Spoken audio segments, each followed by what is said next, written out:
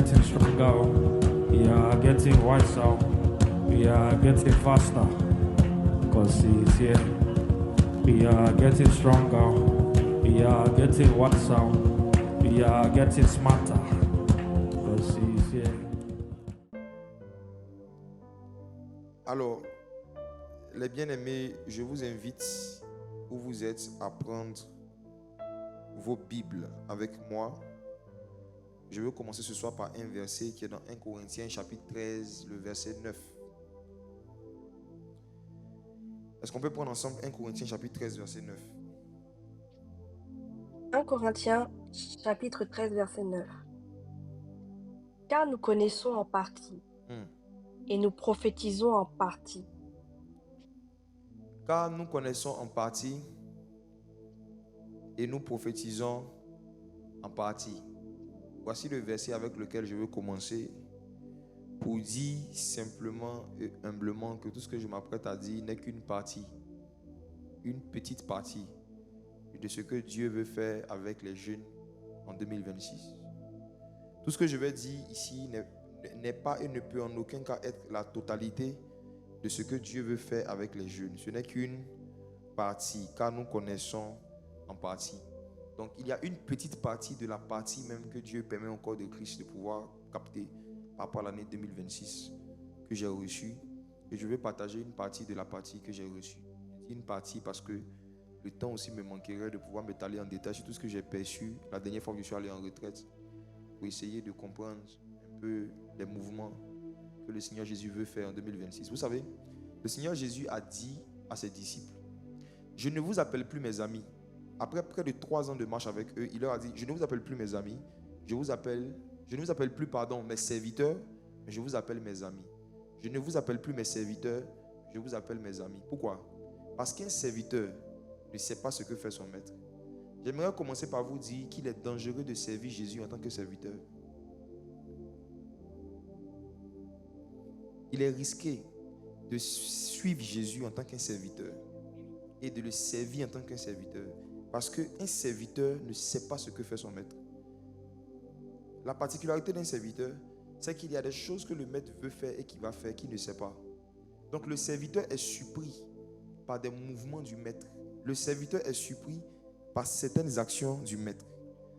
Vous savez, quand vous voyez quelqu'un qui dirige une église ou un ministère et qui très régulièrement ou pendant longtemps ne sait pas exactement ce que Jésus veut qu'il fasse, c'est que c'est un serviteur de Dieu. C'est un serviteur. Et je vous déconseille vivement de servir Jésus en tant qu'un serviteur. Parce qu'il y a beaucoup de choses qu'il va faire que vous ne saurez pas. Un serviteur ne sait pas ce que fait son maître. Un serviteur ne sait pas ce que fait son maître.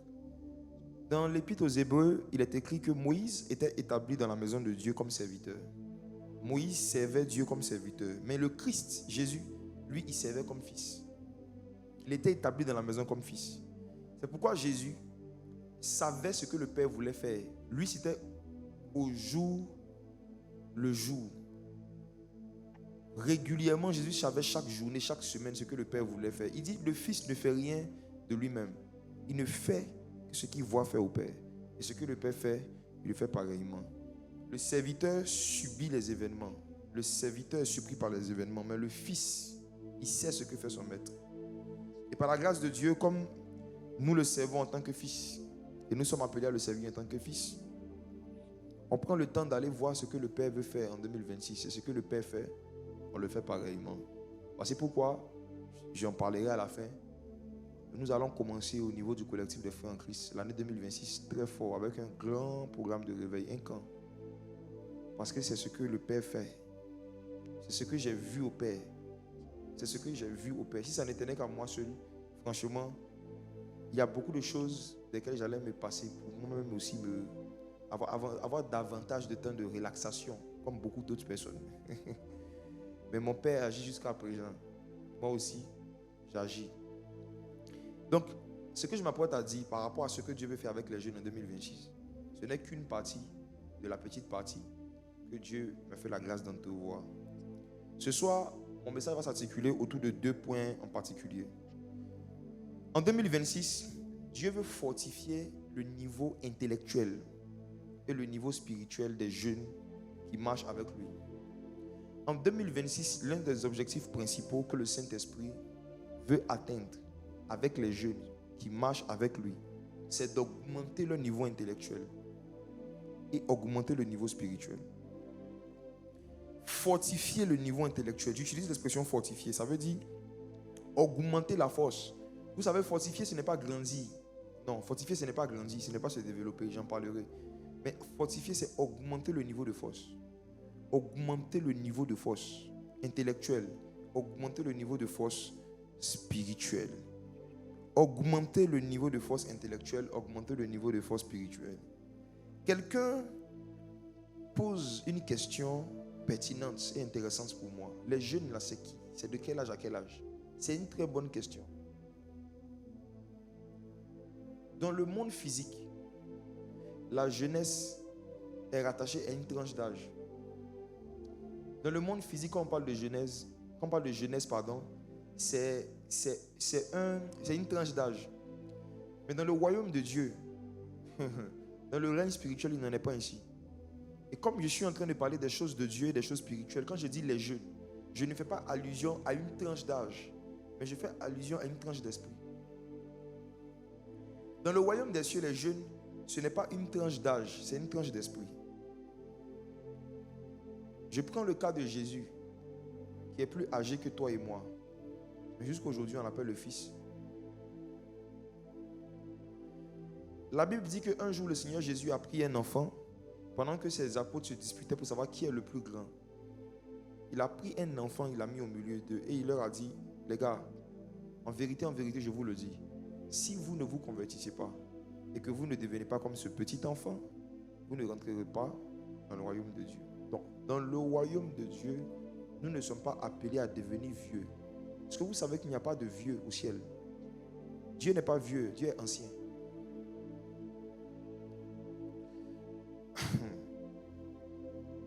Au ciel, tout se renouvelle chaque matin. Même les compassions de Dieu. Au ciel, la notion de vieillissement n'existe pas dans le monde prophétique. Non. Dieu est ancien, mais Dieu n'est pas vieux. Il n'est pas le vieux des jours, il est l'ancien des jours.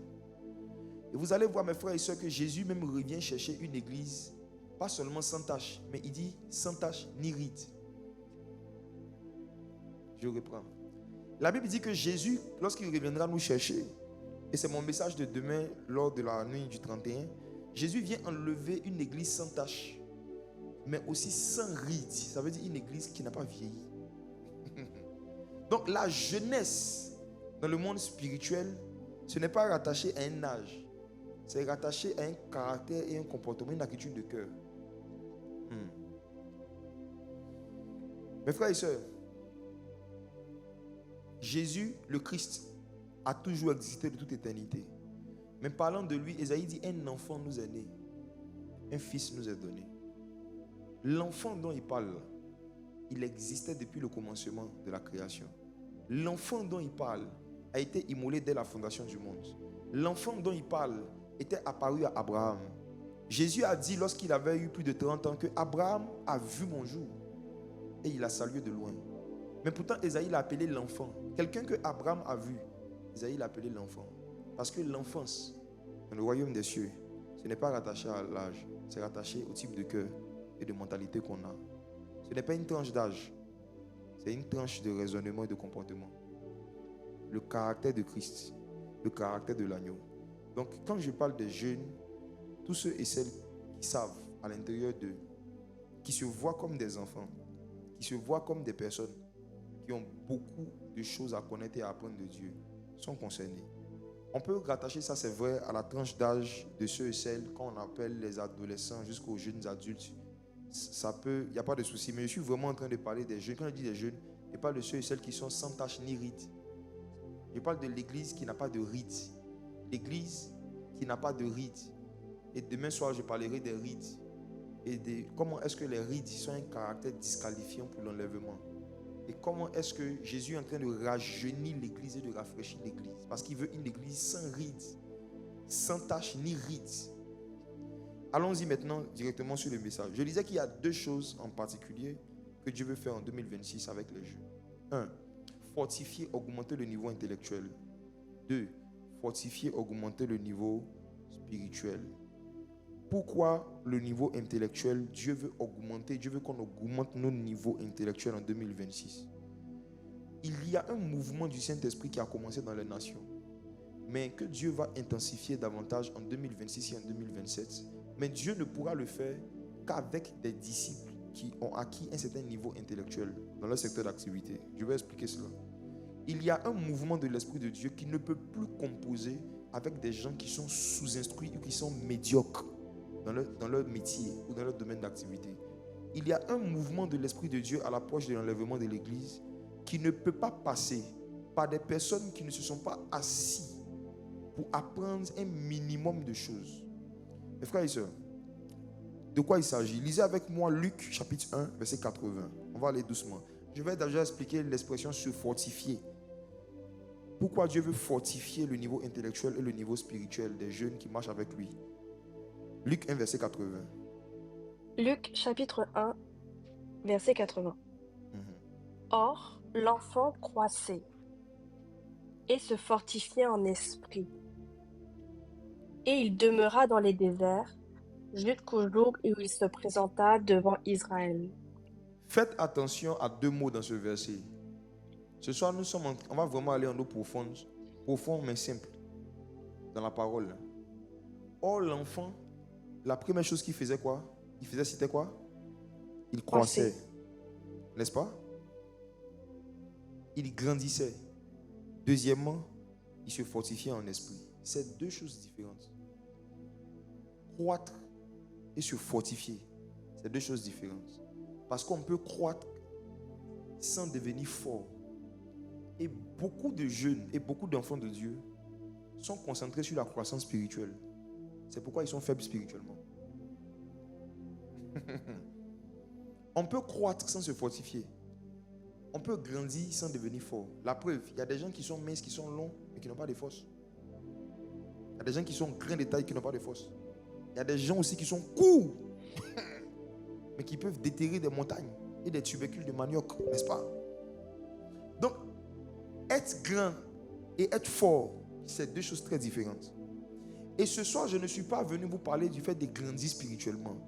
Je suis en train de vous parler du fait que même si vous êtes encore petit spirituellement, vous êtes fort. Voici pourquoi Jean pouvait dire, jeunes gens, vous êtes quoi? Vous êtes fort. Il n'a pas dit vous êtes grand.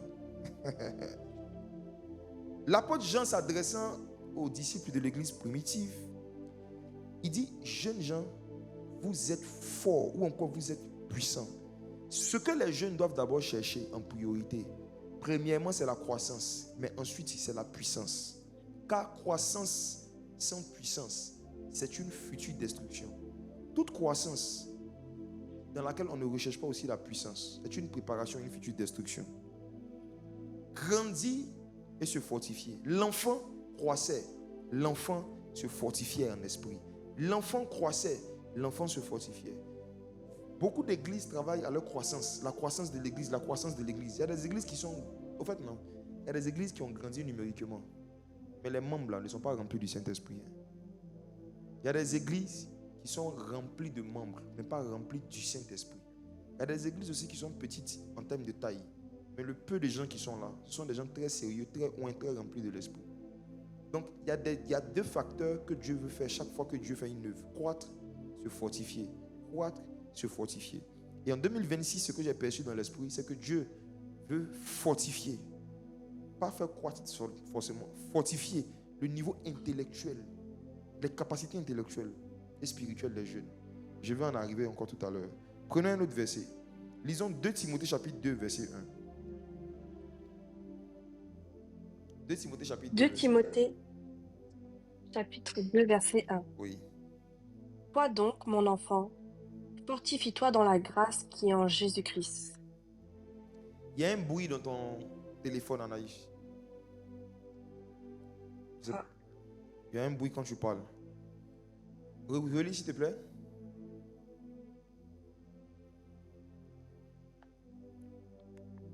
Allô? Oui, là c'est bon.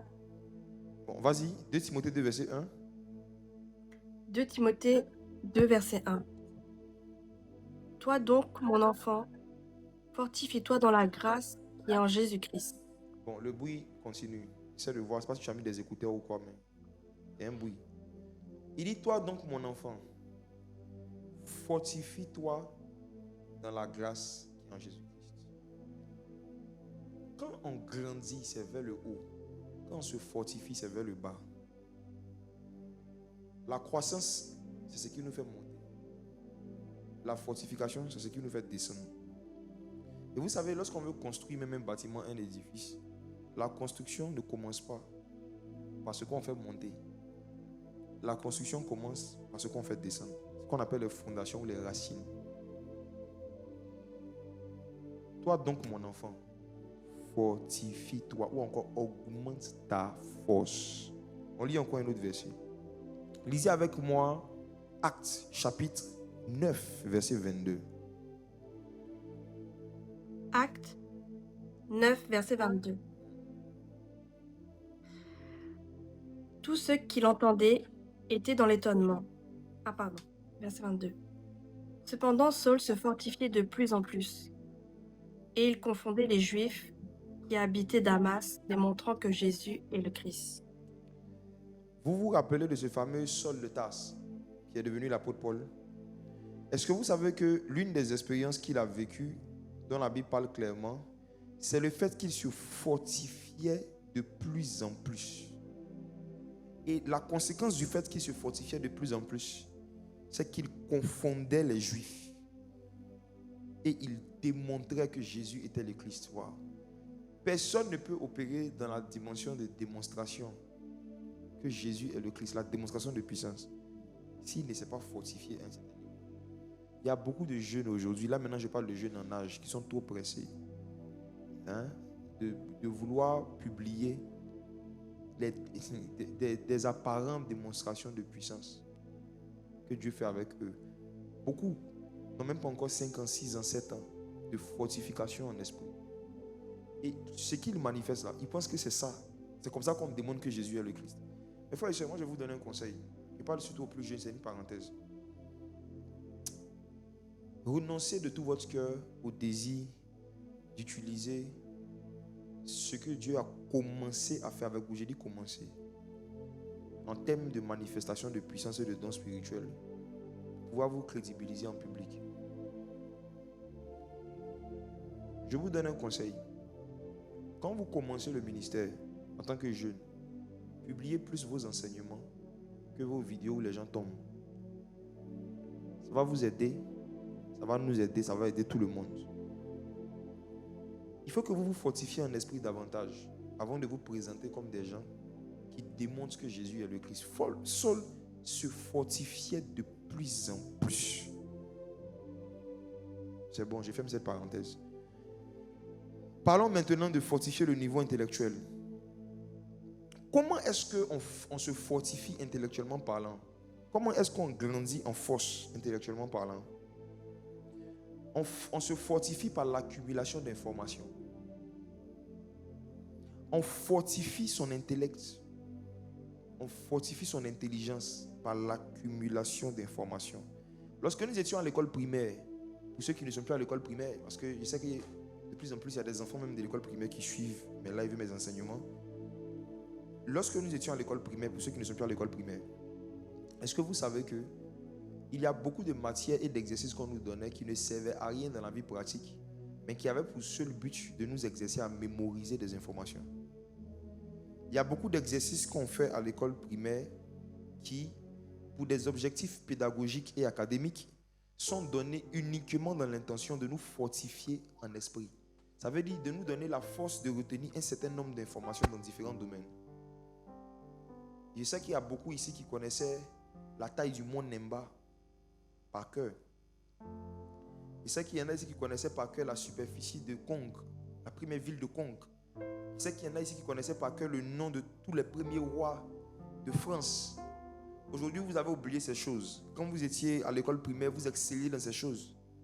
Il y en a ici qui se croyaient super loin quand j'étais enfant parce qu'ils connaissaient la taille de la plupart des grandes montagnes d'Afrique. Mais aujourd'hui, tu as oublié toutes ces choses. Pourquoi tu les avais apprises à l'époque? Ça te sert à quoi? Le fait de savoir par exemple que le mont Nemba fait 1753 mètres, dans la vie pratique, là, ça paye quel loyer? Ça aide qui à faire quoi? Ça règle quel problème concret? Ça guérit quelle maladie? Ça aide qui à faire quoi? Depuis que tu sais que ça fait 1753 mètres, tu es allé là-bas, tu es parti là-bas même combien de fois? Est-ce que le fait d'avoir la dimension de la montagne t'a aidé en fait à payer des parachutes en conséquence? Ou bien de porter des chaussures, des talons en conséquence, comme ça au cas où tu vas là-bas, tu sauras monter. En fait, cette information-là n'était pas utile pour la vie courante, mais c'était utile pour fortifier le cerveau. Dans quel sens? Le cerveau et l'intellect se fortifient et se développent par l'accumulation d'informations. Le cerveau est un muscle et le cerveau a des muscles. Et ces muscles-là se développent quand on fait l'effort de mémoriser un certain nombre d'informations dans différents domaines. Donc c'est juste pour le fait en fait de pouvoir habituer notre intelligence, notre cerveau à mémoriser des informations qu'on nous a donné beaucoup d'informations inutiles pour les affaires de la vie courante, mais qui étaient utiles pour développer notre intellect. Donc on se fortifie par l'accumulation d'informations. Je vais expliquer pourquoi Dieu veut que les jeunes se fortifient intellectuellement. Pourquoi Dieu veut que les jeunes se fortifient intellectuellement? C'est là que ça va devenir très pertinent et très puissant. Si jusque-là tu étais un peu distrait, essaie de te concentrer 10 fois plus. Il y a quelque chose de sucré qui arrive. Regarde. Prends ta Bible avec moi dans Luc chapitre 10, verset 19. Luc 10, verset 19. Oui. Maurice, je ne sais pas s'il y a encore un écho. Oui, je suis là. Oui, il y a encore l'écho. Ok. Je ne sais pas. Bon, je vais lire. Allons-y.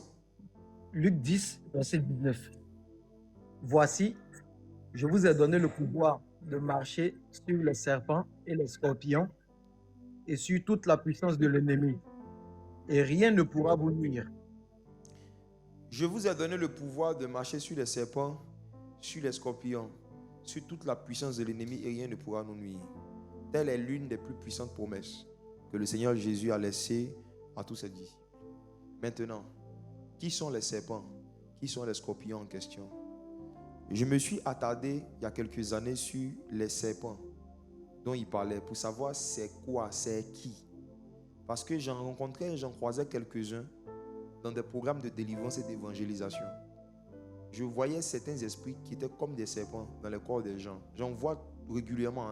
Je pense que vous en voyez aussi quand souvent on fait des délivrances, quand on donne des paroles de connaissance, quand les gens sont en train d'être aidés par le Saint-Esprit, délivrés par le Saint-Esprit, comment des gens parfois étaient habités ou tourmentés par des esprits qui les poussaient à se comporter comme des serpents. Mais c'est plus profond que ça. Je me suis demandé, les serpents dont Jésus parle, sur lesquels il nous a donné le pouvoir, là, c'est qui, c'est quoi? Et j'ai fait une étude biblique approfondie sur les serpents. 2026, on aura le temps d'en parler.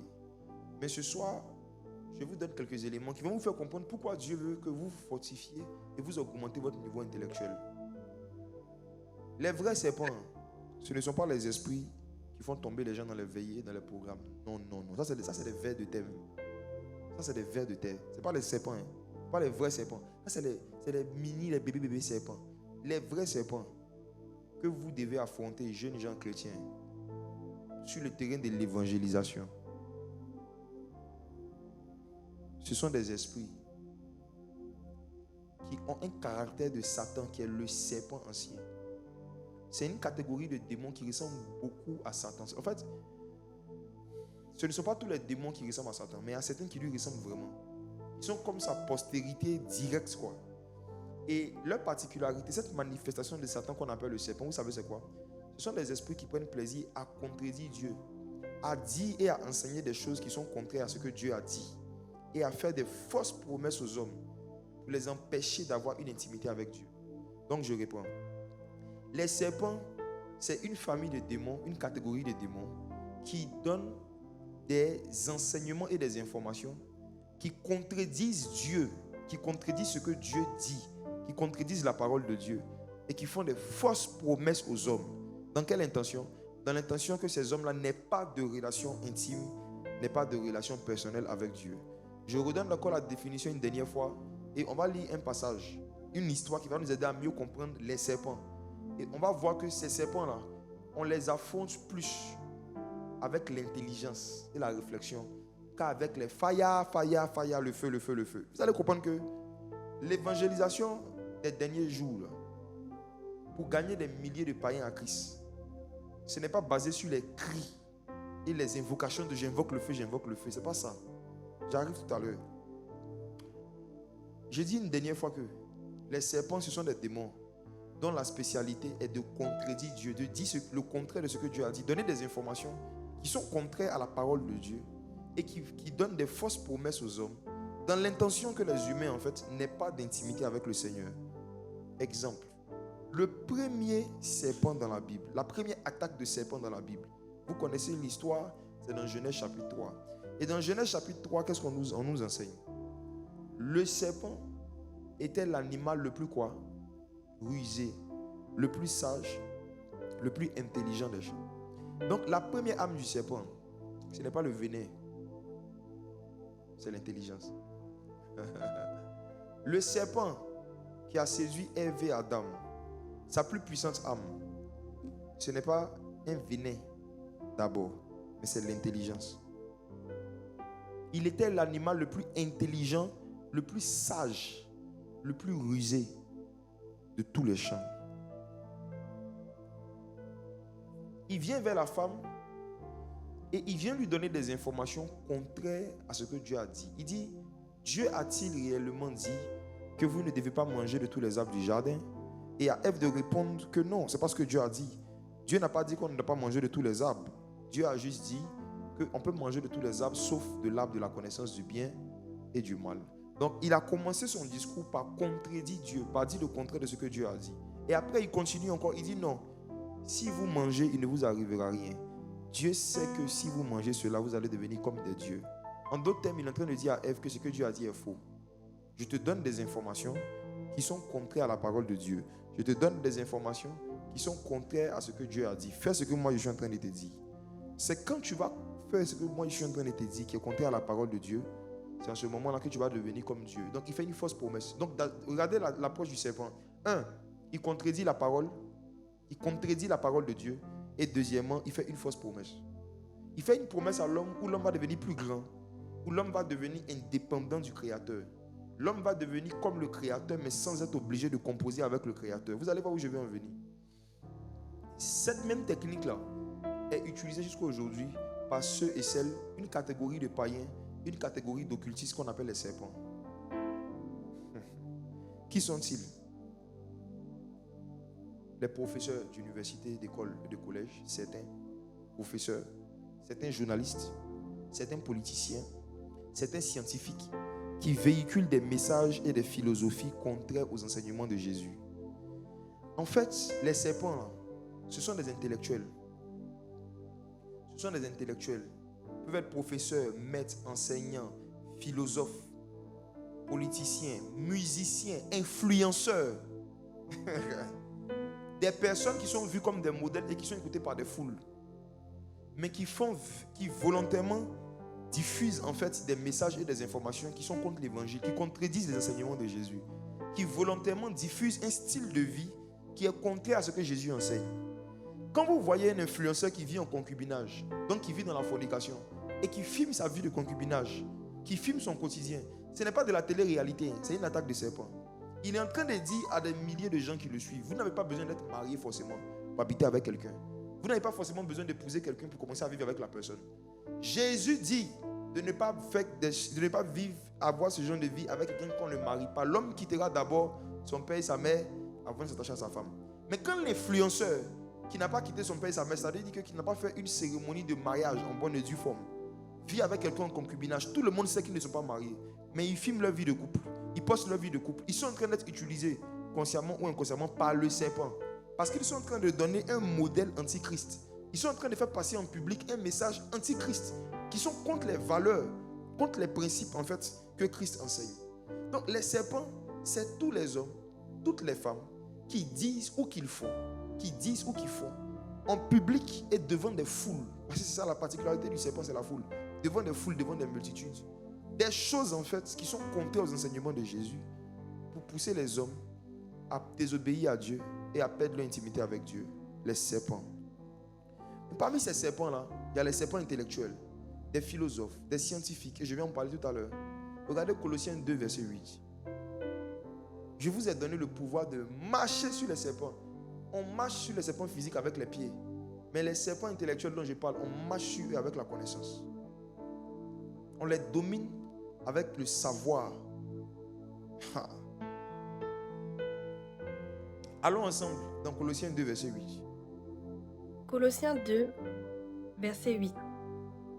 Prenez garde que personne ne fasse de vous sa proie par la philosophie et par une vaine tromperie, s'appuyant sur la tradition des hommes, sur les rudiments du monde et non sur Christ. Le Seigneur dit, prenez garde que personne ne fasse de vous sa proie. Regardez le mot qui est utilisé, c'est très fort. Hein? Personne ne fasse de vous sa quoi? Sa proie, sa proie. Quand on dit proie, on fait allusion à l'attaque d'un animal sauvage. On parle de proie lorsqu'il y a une chasse d'un animal sauvage qui est plus fort vers un autre animal qui est moins fort. Mais l'animal qui fait de l'autre sa proie se nourrit de la mort de l'autre animal.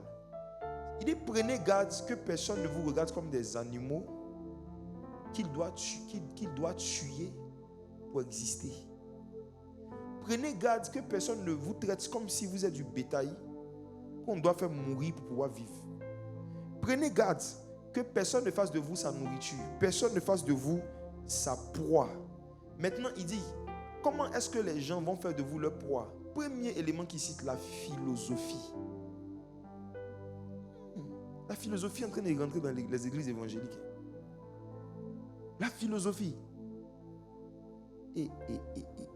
Si il dit prenez garde que personne ne fasse de vous sa proie par la philosophie, ça veut dire que la philosophie, ce n'est pas une âme du Saint-Esprit. C'est une âme du serpent. C'est une âme des animaux sauvages, des bêtes sauvages. Ce n'est pas une âme de Dieu. La philosophie. La philosophie, c'est quoi dans ce contexte? C'est l'ensemble des raisonnements humains, des discours humains qui veut expliquer certains faits de la société, mais ça contredit la parole de Dieu, quoi.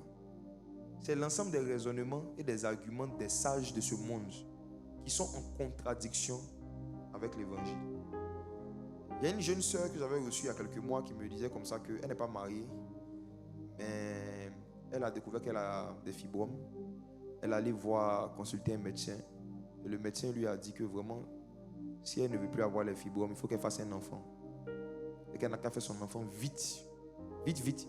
Elle n'a ni gars, ni cheminant, ni fiancé, ni mari. Mais un scientifique et un médecin lui dit que si elle ne fait pas d'enfant vite, avant tel âge, la maladie va la tuer. Donc pour éviter de mourir, elle doit chercher à se faire enceinte le plus tôt possible. Et elle lui a dit non, qu'elle n'est pas mariée, elle ne peut pas faire ça. Il dit, qu'est-ce qui se passe? Tu n'as pas le péché d'ami. Elle dit non, il dit, mais je suis là. Serpents, il y a différentes couleurs. C'est pour ça que j'ai dit, les serpents sont partout. Il y a des professeurs, il y a des médecins, il y a des philosophes. En fait, la philosophie, c'est quoi? On te met quelque chose dans la tête. On te donne des arguments, on te donne des informations qui t'effraient, qui te troublent et qui te perturbent et qui te disposent à désobéir et à transgresser les principes du royaume de Dieu.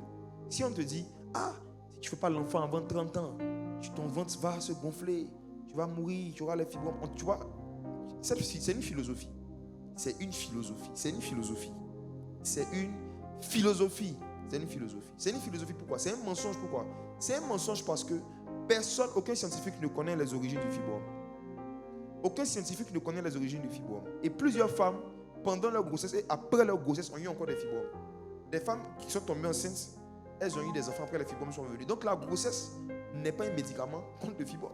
Mais tu vois cette philosophie-là, je connais des femmes à qui on a mis la même pression, qui sont tombées dedans, qui ont accepté ça. Prenez garde que personne ne fasse de vous sa proie par la philosophie. Donc la philosophie, c'est l'ensemble des raisonnements et des arguments scientifiques, sociaux, économiques, mais qui sont contraires à la parole de Dieu, qui sont contraires à l'évangile, qui sont contraires. Et imaginez-vous, il y en a combien? Ça, j'ai donné un seul exemple. Imaginez-vous, il y en a combien? La majorité des païens que Jésus veut gagner à lui en 2026 et avant son retour sont des intellectuels. Donc la raison pour laquelle il veut fortifier et élever le niveau intellectuel des jeunes, c'est parce qu'il veut utiliser les jeunes pour évangéliser, mais évangéliser des intellectuels. Et des gens en fait qui sont intellectuels ne sont sensibles qu'à ce qui est présenté de façon intellectuelle. Je vous emmène encore quelque part. L'apôtre Paul dit, les Juifs cherchent les miracles, les Grecs cherchent la sagesse, mais nous prêchons Christ crucifié. Les Juifs, c'était une catégorie de païens. Les Grecs, c'était une catégorie de païens. Les Juifs, c'était l'image de ceux et celles qui ont grandi dans la religion et qui aiment la religion. Donc eux, quand ils viennent vers les choses de Dieu, ils cherchent le surnaturel, ils cherchent les miracles. Eux, ils sont plus touchés par les dons spirituels, l'onction, le prophétique. Les Juifs, ça c'est une catégorie de païens. Il y a des païens de type juif. Eux, quand ils voient quelqu'un prophétiser, ça les impressionne. Il y a des païens de type juif. Quand ils voient quelqu'un faire des miracles, ça les impressionne. Maintenant, il y a des païens de type grec. Les Grecs, eux, ils cherchent quoi? La sagesse. Les Grecs cherchent des informations structurées. Ils cherchent des informations logiques avec des arguments. Il y a une catégorie de païens. Prophétise pendant 2 heures de temps. Quand tu vas finir, qu'il veut donner sa vie à Jésus, ça ne l'intéresse pas. Parce que lui, il a été mordu par un serpent. Il a été mordu par des doctrines intellectuelles, des connaissances intellectuelles. Donc pour le sauver là, il faut un évangile aussi rempli d'intelligence et de sagesse. Les Grecs, c'est l'image des païens qu'on n'évangélise pas uniquement avec la puissance en termes de miracles, mais qu'on évangélise surtout avec la puissance en termes de sagesse et de capacité d'argumenter et de renverser les raisonnements, les hauteurs qui s'opposent à la connaissance de Christ. Pour évangéliser les païens de type grec, Dieu avait besoin d'un prédicateur qui avait un haut niveau intellectuel. Dieu ne pouvait pas envoyer les premiers apôtres de Jérusalem en Occident à l'époque. Les Grecs, c'est l'image des païens qui vivaient en Occident. Comme vous savez, la Grèce se trouve jusqu'à aujourd'hui en Europe.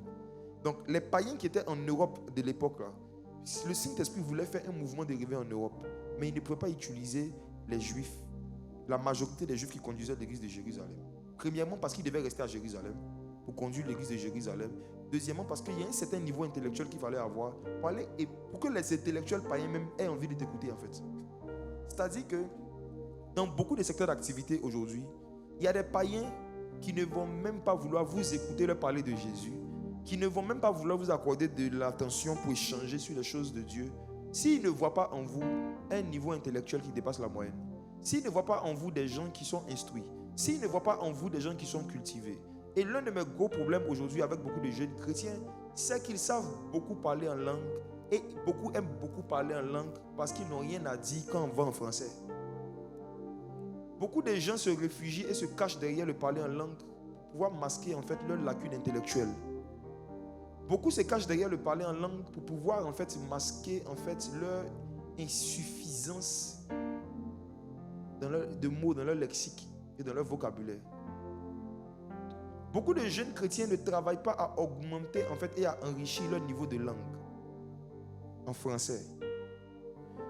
Et vous savez, je plains mes petites sœurs d'aujourd'hui qui ne sont pas encore mariées et qui se font courtiser par des frères qui sont incapables d'écrire 2 phrases sur WhatsApp sans faute d'orthographe. Je crains aujourd'hui que beaucoup de nos sœurs et de nos filles, moi en tout cas ma fille, quand elle sera prête à se marier, le gars qui va venir, ne serait-ce que, on ne va même pas parler de Coco d'abord, Coco c'est trop long. Le gars qui va dire qu'il a des sentiments pour elle, je vais avoir une conversation avec lui, je vais voir comment il articule, comment il s'exprime, comment il argumente. Beaucoup de jeunes ne travaillent pas sur l'augmentation de leur niveau intellectuel, l'augmentation de leur niveau de langue, l'augmentation de leur culture générale. Donc quand ils draguent les sœurs, là, leur seul sujet de conversation, en fait quand tu n'es pas instruit, là, ton seul sujet, et puis tu deviens chrétien, tu ajoutes la Bible dessus. Ton seul sujet de conversation, allô, tu as médité quoi aujourd'hui? Tu as bien dormi? Tu as mangé quoi? Matthieu 5, verset 7. Ça veut dire que de temps en temps, ok. Une fois en passant, ok. Mais le gars, il ne connaît rien des lettres, il ne connaît rien des sciences, il ne connaît pas l'actualité, il ne sait même pas ce qui se passe dans le monde. La seule chose qu'il sait, c'est qu'il y a élection législative. Ça, il sait. Ils sont en train de choisir les députés. Ça, c'est ce qu'il sait. Tout ce qui se passe en dehors du quartier, ne s'instruit pas, il ne cherche pas à savoir. Toi, quand il te voit, en tant que sœur célibataire, c'est qu'il y a dans sa tête, comment il va faire pour rapidement aller te marier, rapidement que vous fassiez ce que tu connais, et puis après ça, vous allez prier ensemble. Écoutez-moi. C'est une torture morale et émotionnelle pour une femme de devoir passer beaucoup de temps avec un homme qui ne connaît pas grand-chose en dehors du sexe et des versets bibliques. La vie, là, c'est un tout. Il y a tellement de choses, il y a tellement de sujets qui contribuent à l'épanouissement émotionnel, moral de quelqu'un que tu ne peux pas te permettre de te spécialiser, toi, dans 2 sujets. On va faire combien d'enfants? On a lu combien de versets? C'est-à-dire, arrivé un moment, là, il faut t'asseoir et puis, tu sais ce que tu vas faire? La Bible dit dans Luc 2, chapitre 52, et Jésus, l'enfant, grandissait en sagesse, en stature et en grâce.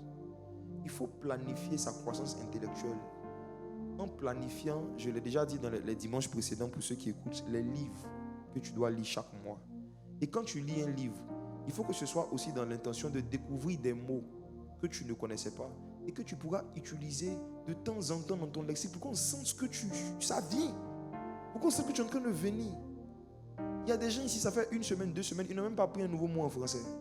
Ils sont venus se connecter ce soir ici. Non, j'ai reçu une parole sur ma vie. Regarde, voici la parole sur ta vie. Regarde. Vous qui êtes en train d'écrire, localise-moi, Seigneur, ce soir, c'est moi. Écoutez-moi. Ainsi parle l'Éternel. Vous voulez une prophétie? Je prophétise. Can I prophesy?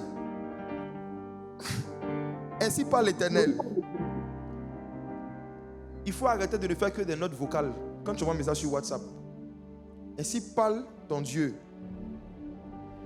Quand Dieu marchait avec Moïse, Dieu lui parlait souvent à l'oral. Mais un jour, Dieu a écrit de son propre doigt. Mon fils, il faut écrire, on va voir. Ainsi parle le Seigneur. Cherchez à corriger vos lacunes littéraires, intellectuelles, pour vous donner un peu de crédit. Si c'est un champ d'émission, le Saint-Esprit veut vous envoyer.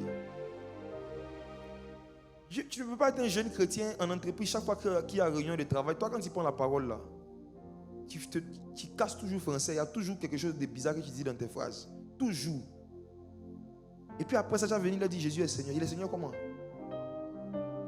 Les païens de type intellectuel se ferment hermétiquement à toute personne qui fait profession de foi, qui joue au spirituel, mais qui néglige en fait sa croissance intellectuelle. En fait, c'est désagréable pour eux de pouvoir écouter pendant longtemps quelqu'un qui n'est pas cohérent, qui n'argumente pas et qui ne structure pas ses propos. C'est désagréable pour eux. Donc, l'une des choses que le Saint-Esprit veut faire avec les jeunes chrétiens en 2026, c'est de les inciter à chercher à augmenter volontairement leur niveau intellectuel pour qu'ils soient crédibles et qu'ils soient écoutés par les païens qui ont été mordus par les serpents, par les païens qui ont des raisonnements que ce n'est pas la prière et les cris qui vont enlever. Il faut d'autres arguments pour enlever des arguments de leur tête. Il y a des gens qui ont été envoûtés par des arguments de certains scientifiques. Ils ont été envoûtés par des arguments de certains professeurs. Si Jésus doit vous utiliser pour pouvoir les sortir de là, il faut que vous formez, que vous vous informez à un niveau où Jésus pourra utiliser les informations qui sont en vous pour pouvoir les aider. Mes frères et sœurs, c'est pourquoi Dieu a suscité Paul. Et Dieu a envoyé Paul en Europe pour aller évangéliser l'Europe. Dieu a envoyé Paul pour aller évangéliser les païens de type grec. Parce qu'il cherchait la sagesse. Et vous savez pourquoi Dieu a utilisé Paul? On va voir quelque chose de merveilleux. Regardez Actes, chapitre 26, versets 22 à 24. Actes, chapitre 26, verset 22. Mais, grâce au secours de Dieu, j'ai subsisté jusqu'à ce jour, rendant témoignage devant les petits et les grands, sans m'écarter en rien de ce que les prophètes et Moïse ont déclaré devoir arriver, savoir que le Christ souffrirait et que, ressuscité le premier d'entre les morts, il annoncerait la lumière au peuple et aux nations. Verset 24. Verset 24, laisse-moi lire le verset 24. On dit, comme il parlait ainsi pour ta justification, Festus dit à haute voix, tu es fou. Oh Paul, ton grand savoir te fait déraisonner. Wow. C'est l'un de mes versets préférés du livre des Actes. Tu es fou, oh Paul. Pourquoi? Ton grand savoir te fait déraisonner. Qu'est-ce que ça veut dire? Mes frères, regardez le miel. Paul était un jeune homme qui s'était instruit. Il était né d'une famille d'Hébreux. Donc il était né en Israël. Mais quand il a grandi, Paul a commencé à chercher l'éducation, l'instruction. Il a cherché à se fortifier au niveau intellectuel. Au point où, d'hébreu qu'il était, donc il parlait l'hébreu. Les Hébreux, arrivaient à un moment de leur histoire dans la colonisation, commençaient à parler aussi araméen. Donc c'est pourquoi, comme vous le savez dans les évangiles, Jésus parlait parfois en araméen. Donc il parlait hébreu, il parlait araméen. Même Paul aussi, comme vous le savez, a écrit la majorité des lettres du Nouveau Testament, qui étaient écrites en quelle langue à l'époque? En grec. Donc Paul comprenait hébreu, il comprenait araméen, il comprenait aussi le grec. Mais ce n'est pas encore fini. Paul a été un moment citoyen romain. Or, pendant une bonne partie de l'histoire, les Romains parlaient latin. Donc Paul parlait aussi le latin. Paul parlait hébreu, il parlait araméen, il comprenait le latin, il écrivait en grec. Paul avait une réputation au milieu des païens, c'est qu'il avait un grand savoir, comme c'est écrit ici. Le roi qui est en train de lui parler ici est un roi païen. C'est un roi païen. Paul devait évangéliser ce roi païen. Et il dit que Dieu lui a donné comme promesse qu'il doit prêcher l'évangile devant les petits et les grands. Devant les petits et les grands. Et les grands dont il ne parle pas de l'âge. Il parle de la position sociale. Les grands, ce sont les boss, comme on dit chez nous aujourd'hui. Ce sont des cadres. Les grands, ce sont des gens en fait qui ont des positions, des postes de décision, qui ont des postes d'influence. Pour que le Saint-Esprit puisse emmener Paul à évangéliser ce genre de personnes, il fallait qu'il trouve en lui certaines qualités intellectuelles. Et c'est parce que justement ces gens-là avaient comme réputation, avaient l'image de Paul comme étant quelqu'un qui a un grand savoir, qu'ils ont accepté même d'écouter son évangile. En fait, on a accepté de l'écouter parce qu'il était cultivé. C'est ce qu'il voulait dire. Si tu n'as rien compris de tout ce qu'il a expliqué, si de tout ce que j'ai dit, tu n'as rien compris, comprends ça. Paul, on a voulu l'écouter parce qu'on le connaissait déjà dans la société comme quelqu'un de cultivé. C'est tout. Il y a des livres et il y a des manuscrits, ça c'est un peu de culture, qui disent que Paul était l'un des plus grands intellectuels de l'époque, au point où, comme vous le savez, à l'époque, en fait, les lettres étaient écrites sur des parchemins. Il n'y avait pas de gomme. Donc si tu faisais une faute là, tu ne pouvais pas rectifier. C'était très difficile à rectifier. Mais l'histoire raconte que Paul écrivait sans faute, qu'il ne faisait aucune faute. Il avait cette réputation d'être quelqu'un qui, à l'époque, qui ne faisait aucune faute quand il écrivait. C'est-à-dire dicter là, il était fort dans dicter à l'école, ça c'était Paul. Aujourd'hui, WhatsApp nous aide beaucoup. Quand tu commences à écrire, ça dit c'est pas comme ça, il faut mettre accent, il dit ah merci. Paul, à l'époque, il prenait sa propre main, il écrivait, il ne faisait pas de faute. Et vous savez, il avait la réputation d'avoir un grand savoir. Donc le roi le regarde, puis regardez l'injure. Il dit, oh Paul, tu es fou. Pourquoi? Parce que tu es tout instruit. Il dit, Paul, tu es fou. Pourquoi? Parce que ton grand savoir te fait déraisonner. En d'autres termes, les lumières que tu as vues, tu dis tu as vu Jésus. En fait, ça doit être encore l'un des livres que tu as lu. En fait, tu as tellement étudié que tu es devenu un peu bête. Regardez le type d'injure qu'on donne à un prédicateur. C'est-à-dire qu'on ne croit pas en son évangile. Mais malgré qu'on ne croit pas en son évangile, qu'on se fout de son évangile, on se dit encore que son évangile est encore le fruit de son grand savoir. Donc, on ne croyait pas en son Dieu, mais on croyait en son savoir. On savait que c'était quelqu'un qui savait, qui s'était instruit. Mes frères et sœurs, on est combien de jeunes chrétiens, chacun dans son secteur d'activité, dont nos collègues, nos contemporains, nos promotionnaires peuvent nous dire, ton grand savoir te fait déraisonner. Si j'ai une tête d'un Israël, il demande à ton voisin, tu as un grand savoir? Dans quel domaine? Est-ce que ton savoir est grand?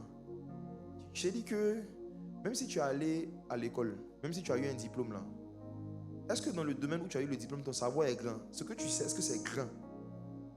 Ce que Dieu veut faire avec les jeunes en 2026, c'est de les faire passer du stade du savoir au grand savoir.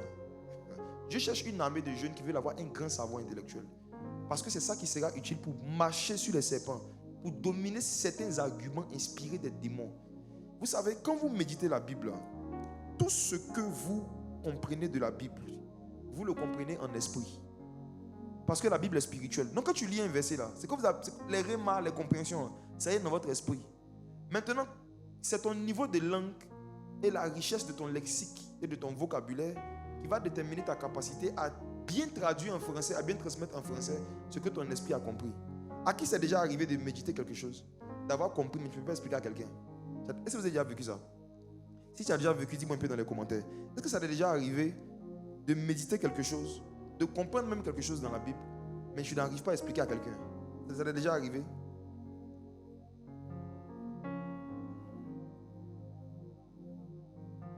Ta capacité de pouvoir dire en français ce que tu as compris en esprit dépend de ton niveau intellectuel. Ça, c'est pas onction. Ça, c'est pas onction. Il y en a même qui disent, il y a des chrétiens, tu leur demandes indication. Oh, tu viens dans un endroit, je dis, s'il vous plaît, est-ce qu'il y a une pharmacie ici? Oui, il y a une pharmacie. C'est où? Tu vois, vers chose que truc là. Tu vois, vers oh, comment je vais dire ça? Oh, frère, vous qui n'êtes pas en Côte d'Ivoire, le jour où vous venez à Abidjan, si vous cherchez un endroit et que vous voulez demander à quelqu'un de vous indiquer, je vous donne un conseil d'amis. Prenez GPS. Prenez Google Maps. Tapez le nom sur Google Maps, marchez. La majorité des jeunes que vous allez rencontrer dans la rue, si vous leur demandez de vous indiquer des endroits, en fait, il connaît l'endroit, il sait c'est où. Maintenant, les mots qu'il va utiliser pour te dire, va tout droit à la 3e intersection, tu vas sur ta droite. Après, tu vas voir un sentier. Tout ce que je viens de dire là, il va comment? Tu marches. Tu vas voir une boutique. Avec un moment, tu vas voir un coin. Tu vas voir un coin. C'est comme ça ça parle ici. Hein. Tu vas voir un coin. Hein. Voilà. Tu tournes quelque part. C'est vers là-bas. Je suis tombé combien de fois sur ce genre de personnes. Il dit, excuse-moi, je marche là. Je m'arrête où précisément? Il dit, non, va seulement. Un moment, tu vas voir la boutique. Il dit, mais la boutique est située où? Il commence à s'énerver. Quand tu connais pas la boutique, c'est bon. Vous savez, de la même façon que quelqu'un qui est pauvre en mots, dont le vocabulaire et le lexique est pauvre, ne peut pas expliquer de façon très claire, indiquer de façon très claire un endroit. Un chrétien aussi, dont le lexique et le dictionnaire est pauvre, ne peut pas indiquer de façon très claire le chemin du salut. Je reprends. Je reprends. De la même façon que quelqu'un qui est pauvre en vocabulaire et en mots ne peut pas indiquer de façon très précise le chemin d'une pharmacie, un jeune chrétien dont le vocabulaire est pauvre, même le vocabulaire biblique est pauvre en mots, qui a une carence intellectuelle, ne pourra pas indiquer de façon très claire le chemin du salut. Il ne pourra pas exposer l'évangile de façon claire pour un intellectuel. Il ne pourra pas. L'une des choses que Dieu veut faire avec les jeunes en 2026, c'est d'augmenter et de fortifier le niveau intellectuel pour que notre évangile devienne plus clair. Il y a beaucoup de vos collègues qui vous regardent, ils ne comprennent pas ce que vous dites. Hein. Ils vous regardent, ils ne comprennent pas. Hein. Quand tu dis à quelqu'un, donne ta vie à Jésus, il est mort pour toi sur la croix. Regarde, je te dis la vérité, ça n'a aucun sens pour un baoulé. Va dans un village baoulé et puis tu leur dis, quand on traduit en langue baoulé, allez évangéliser dans les villages et puis allez leur dire là-bas, Jésus-Christ est mort sur la croix. La croix même c'est quoi? C'est-à-dire que le traducteur même va te dire, la croix là, c'est quoi? C'est-à-dire que si il utilise les mêmes mots et que tu ne trouves pas le mot qui correspond à leur culture, tu ne peux pas faire passer le message. Quand tu viens, tu vas dans un village, personne ne sait lire et écrire, et puis tu dis, Jésus-Christ a été enseveli. Il dit, quand tu t'en vas au village, Jésus est enseveli. Toi-même qui es en ville là, enseveli là, tu es sûr que tu sais c'est quoi? Être instruit, ce n'est pas connaître le gros mots. Être instruit, c'est être capable de choisir les mots qui correspondent au niveau de compréhension de la cible qu'on veut toucher. Être instruit, là, ce n'est pas prendre des mots compliqués que personne ne sait à part nous-mêmes. Être instruit, c'est être capable, bien au contraire, de pouvoir faire passer des informations en utilisant les mots et le niveau de langue adapté et approprié au niveau de compréhension des personnes à qui on est en train de s'adresser. Donc mes frères et sœurs, beaucoup de vous, jeunes chrétiens, le Saint-Esprit ne peut pas vous utiliser pour faire passer certains messages prophétiques parce que votre niveau intellectuel est trop faible. Vous avez une forte onction prophétique, un faible niveau intellectuel. Quand quelqu'un même qui a une forte onction prophétique ne comprend pas bien français, ça te déconcentre. On n'a qu'à se parler. Attends, on va se parler. Moi, il a dit un truc. J'ai dit, quand quelqu'un qui a un fort niveau prophétique, lui-même, il ne comprend pas bien français, il fait passer Dieu pour quelqu'un qui n'est pas un. Comment celui qui est la parole, fait chair, va vouloir dire à quelqu'un, je suis l'Éternel, ton Dieu. Je marcherai toujours près de toi. Comment le Dieu qui a créé la parole veut passer un message comme ça? Et puis, ce Dieu-là va dire à la personne, je suis l'Éternel, ton Dieu. Ton Dieu. Ton Dieu. Je me marcherai toujours vers tes voies. J'ai dit, il y a des fois les gens prophétisent. Et puis ce qui est grave, c'est quand ils parlent à la première personne du singulier. C'était mieux de dire, voici ce que dit le Seigneur. Et puis maintenant, tout ce que tu vas dire, on va savoir que c'est toi-même tes mots que tu es en train de prendre pour parler. Mais quand tu fais tes yeux blancs, ceux qui aiment prophétiser en mode combien, là, ils vont faire, ainsi par l'Éternel, Jean, Dieu est rentré dans leur corps. Dieu est rentré dans leur corps. Et puis ce n'est plus eux qui parlent. Maintenant, Dieu est en train de parler. Mais mes enfants, j'ai là. J'ai déjà vu ça. J'ai déjà été quelque part où une jeune fille est en train de manifester une forme d'onction prophétique. Et puis, mes enfants, moi l'Éternel, j'ai là. Regarde, les prophéties truffées de fautes d'expression, ça déconcentre les païens intellectuels. Ça déconcentre et ça décrédibilise. On dit votre Dieu, il ne comprend pas français et puis il veut nous sauver. Attends. Est-ce que vous savez que parler de la part de Dieu, c'est une grande responsabilité? Parler de la part de Dieu, ce n'est pas seulement transmettre un message, c'est parler comme Dieu aurait parlé s'il était physiquement présent. Oh. Parler de la part de Jésus, ce n'est pas seulement dire ce que Jésus pense, mais c'est dire la chose comme Jésus l'aurait dit s'il était physiquement présent. Et mes frères et sœurs, Jésus est la parole de Dieu. Il n'y a personne de plus éloquent que lui. Il n'y a personne de plus cohérent que lui. Voici pourquoi nous qui le représentons et qui parlons de sa part, on doit se forcer à pouvoir grandir et atteindre un niveau d'éloquence, de cohérence, de consistance et de pertinence que le Messie avait et que le Messie a. Dieu en 2026 veut que les jeunes chrétiens augmentent leur niveau intellectuel pour que lorsqu'ils parlent des choses de Dieu, de la part de Dieu, on puisse dire d'où lui vient cette sagesse. Lui qui n'a point étudié, d'où lui vient cette sagesse. Son grand savoir le fait déraisonner. On doit avoir l'impression que ce que tu es en train d'expliquer, ta façon d'expliquer les choses, je parle quand tu es devant les intellectuels païens, c'est un grand savoir. La majorité des réveils qui sont venus en Europe, surtout le réveil protestant, ne sont pas venus par les dons spirituels. Celui qu'on appelle Martin Luther, qui avait écrit ses 95 thèses, il avait traduit des versets de la Bible qu'il a placardés devant une cathédrale que les gens ont lu. Et quand les gens ont lu, les gens ont commencé à protester contre des pratiques du catholicisme de l'époque qui étaient contre la parole de Dieu. Mais il n'y a eu aucune prophétie, il n'y a eu aucun paralytique qui a marché. C'est parce que les païens qui sont en Occident ont toujours été plus sensibles aux informations qu'aux sensations. C'est les informations qui les poussent à changer. Il faut leur donner des informations structurées. Martin Luther a exposé les thèses de façon suivie. Ça a mené des milliers de conversions. Et nous sommes aujourd'hui, nous, les descendants d'un mouvement qui est né juste d'un texte qui a été écrit. J'ai regardé, la première fois que je devais aller en France l'année dernière, et en 2026, on se voit bientôt les gens. L'année dernière, quand je devais aller la première fois, faire ma première veillée sur Paris, j'ai pris le temps de m'instruire sur les grands mouvements de réveil qu'il y a eu en Europe. Et l'une des choses que j'ai remarqué, après Martin Luther bien sûr, que ce soit avec les Zwingli et d'autres qui sont venus, avec les Jérôme, tout ça, c'est venu toujours juste par des informations. Ces gens n'avaient pas des dons de parole, de connaissance avec précision. Ces gens ne faisaient pas des grands miracles. Mais ils avaient de grands raisonnements et de grands arguments cohérents et structurés. Et c'était suffisant pour pouvoir emmener des milliers de personnes à Christ.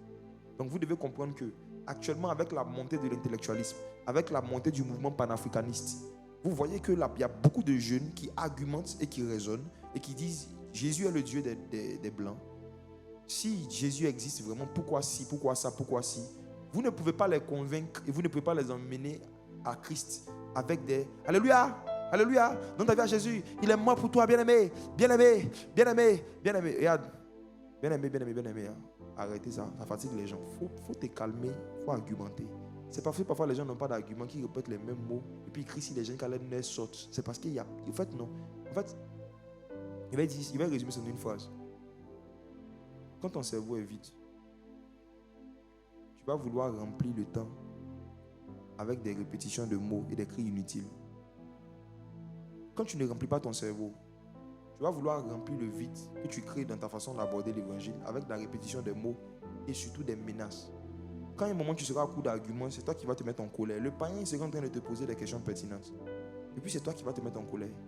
Je prends un exemple. J'ai vu un article sur Internet il y a quelques jours où il y a quelqu'un, un païen qui a dit, la Bible dit que quand Jésus est ressuscité, il a donné le passage dans 1 Corinthiens 15 qui dit que Jésus est apparu aux 12.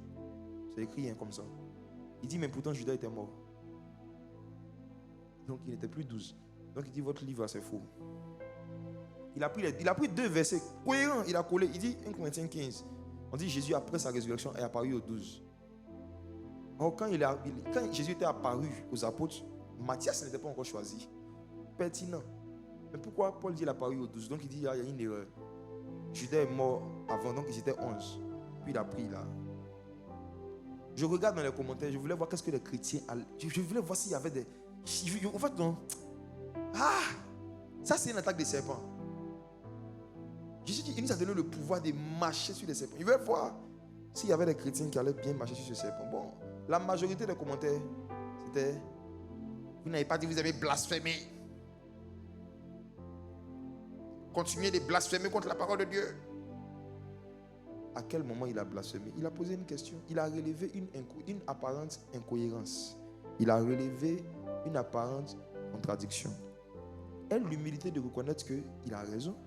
Et on doit lui donner une explication. Vous voyez, les croyants qui n'ont pas cette approche-là, ils rentrent directement. Parce qu'il y a une carence intellectuelle à leur propre niveau. Ils masquent leur carence intellectuelle par des menaces. Vous blasphémez contre la parole de Dieu. Et la Bible là, on a écrit, si tu veux, faut croire. Si tu veux, faut pas croire. Nous on avance. Regarde, tu vois. Malheureusement, c'était des réactions comme ça.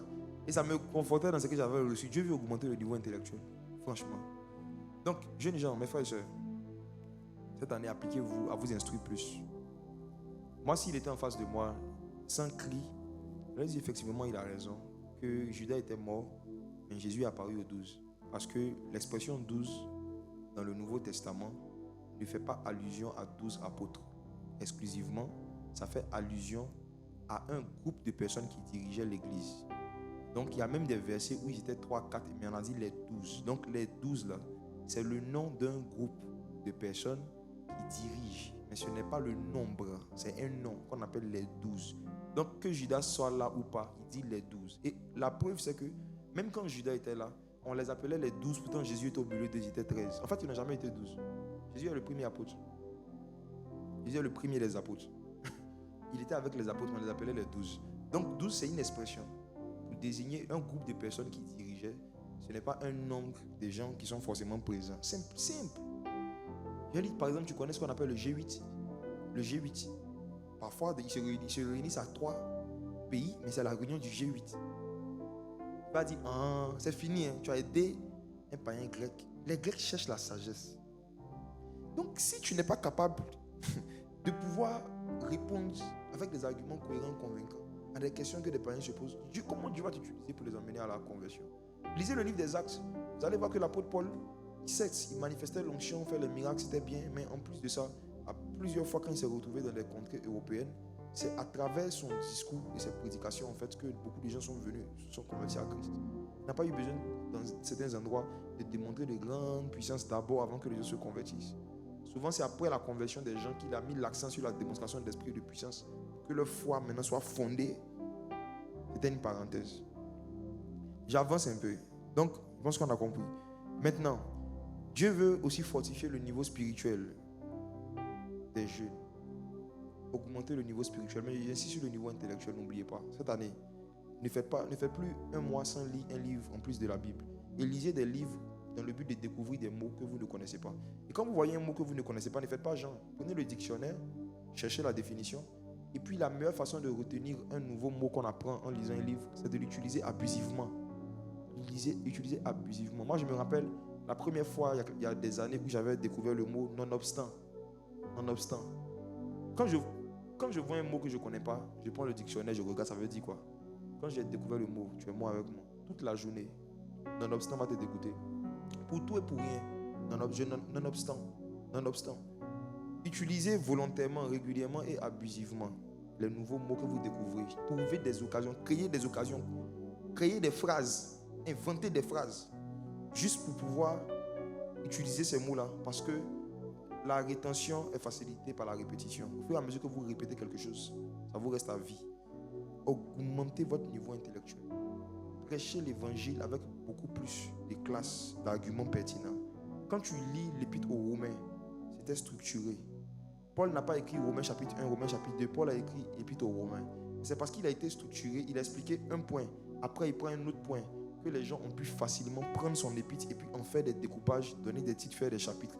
Parce qu'il avait augmenté le niveau intellectuel. Pendant que tu es en train de m'écouter ce soir, je prie qu'un esprit de sagesse et d'intelligence t'anime.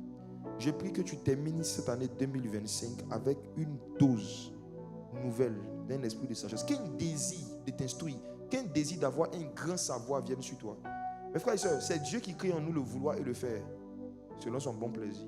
Ce genre de message a pour but de vous communiquer un désir spirituel, de vous communiquer une envie spirituelle, de devenir beaucoup plus instruit que ce que vous êtes jusqu'à aujourd'hui, de devenir beaucoup plus pertinent, beaucoup plus structuré que ce que vous êtes aujourd'hui. Pendant que tu es en train de m'écouter, quelque chose est en train de rentrer en toi.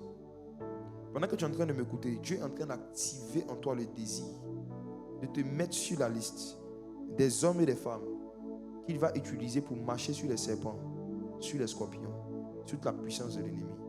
Il y a ceux qui vont marcher sur les serpents en chassant les démons des corps. Il y a ceux qui vont marcher sur les serpents par des arguments venus du ciel, par de la cohérence surnaturelle. Il y a ceux et celles en fait qui seront tellement cohérents par l'esprit de sagesse et d'intelligence que les païens n'auront de choix que soit de se convertir, soit de les fuir. Certains parmi vous, Dieu va vous rendre tellement perspicace. Quand vous serez en train de défendre l'évangile, quand vous serez en train de démontrer que Jésus est le Christ, quand vous serez en train de démontrer qu'en dehors du Saint-Esprit, il n'a pas d'autre ami, quand vous serez en train de démontrer qu'en dehors de la puissance du royaume des cieux, il n'y a pas de vraie puissance, vous serez tellement pertinent. Dieu va vous rendre en 2026 tellement cohérent que les gens n'auront pas d'autre choix que soit ils se convertissent, soit ils vous fuient. Étienne prêchait l'évangile. La Bible dit qu'arrivé un moment, Étienne a été tellement cohérent. Étienne a résumé toute l'histoire d'Israël. Depuis le temps d'Abraham jusqu'à arriver à Jésus, Étienne a résumé toute l'histoire. Il a fait un résumé excellent, parfait, un exposé cohérent de l'évangile. Au point où la Bible dit que ceux qui l'écoutaient ne supportaient plus l'esprit par lequel il parlait. Ils ne pouvaient plus supporter ce niveau de sagesse. Ils ne pouvaient plus supporter ce niveau de cohérence. Je sens dans mon esprit que Dieu est en train de ressusciter la génération d'Étienne. Des gens qui n'ont pas de titre, mais qui ont un grand savoir. Des gens qui n'ont pas de titre, mais qui ont un grand manteau. Étienne était juste un diacre. C'était un petit titre, mais il avait un grand cerveau. Il avait une grande puissance. Il avait une grande autorité. Il avait une grande cohérence. Ne cherchez pas des titres, cherchez l'instruction. Ne cherchez pas des postes dans les églises, cherchez l'instruction. Ne cherchez pas à devenir grand par des postes. Cherchez à devenir grand par votre connaissance. Ne cherchez pas à devenir grand par les titres qu'on va vous donner. Cherchez à devenir grand parce que vous allez emmagasiner en termes d'informations. On se fortifie en esprit par l'accumulation d'informations. Je parlais avec un frère il y a quelque temps après que j'ai prêché sur la place des livres. Il m'a demandé j'ai lu combien de livres depuis que je me suis converti jusqu'à aujourd'hui. Je lui ai dit, si j'arrive à te donner un nombre, je serai un menteur. J'ai dit, je ne peux pas te le dire. Parce que j'ai commencé avec un livre par mois en 2011. Sans compter les livres que je lisais depuis avant. Quand j'étais païen, avant, je lisais. Mais je dis, si je commence après ma conversion, quand j'ai compris la place des livres dans la croissance spirituelle, quand j'ai vu que Moïse allait jeûner 40 jours, Dieu lui a donné un livre.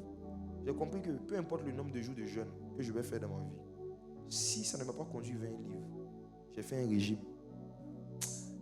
Quand j'ai vu que Jésus, après avoir jeûné 40 jours, est rentré dans le temple pour aller chercher le livre d'Ésaïe, j'ai compris que tout jeûne qui ne me conduit pas vers les livres, ça ne vient pas de Dieu, c'est des régimes. Je jeûnais, je lisais. Et je lui ai dit, j'ai commencé par un livre par mois. Après, c'est monté à 2. Il y a des mois où ça a été 7. Quand j'étais célibataire. Célibataire, vous êtes disponible parce que vous faites. À l'époque, nous, on n'avait pas les réseaux sociaux. Ça nous a aidés. Quand on n'est pas à l'école, on n'est pas en train de causer avec des frères et soeurs, on est en train de s'instruire. Je lui ai dit, je ne peux pas te dire exactement au nombre d'aujourd'hui combien de livres j'ai lus. Je lui ai dit que même sur l'année 2025, cette année, je suis à plus de 37 livres que j'ai lus. Je ne peux pas te dire, mais ce que je sais, c'est que Dieu, l'une des façons dont il procède aussi pour nous amener à emmagasiner et accumuler le maximum d'informations, c'est de ne plus compter. C'est comme dans la prière. Si tu veux dire dans la prière, il ne faut pas regarder le temps. Ne compte pas. Ne sois pas dans j'ai fait 1 heure, j'ai fait 2 heures. On compte d'un début. D'un début, il faut compter au moins 1 par mois. C'est pour la discipline. Mais arrivé un moment, tant que tu peux, mange le livre. Tant que tu peux, lis. Tant que tu peux, avance. Avance.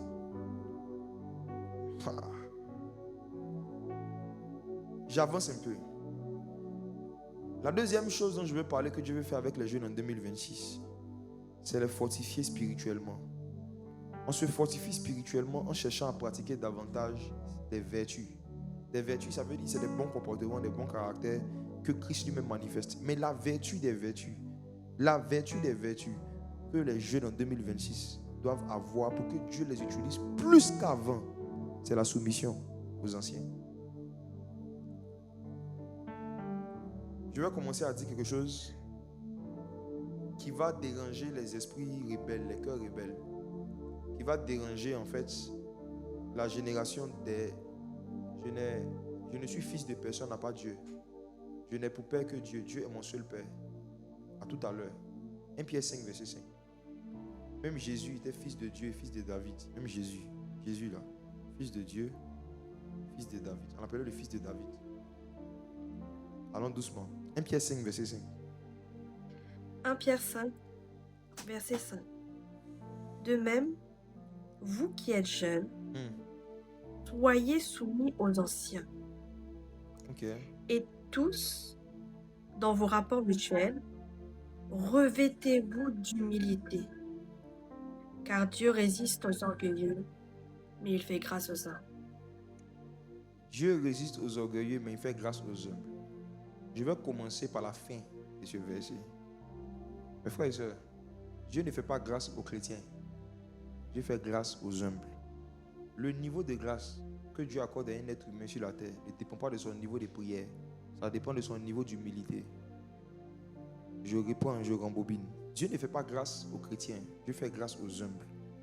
Donc, l'identité sur laquelle Dieu se base pour donner une grâce, ce n'est pas la prière, ni la chrétienté, c'est l'humilité.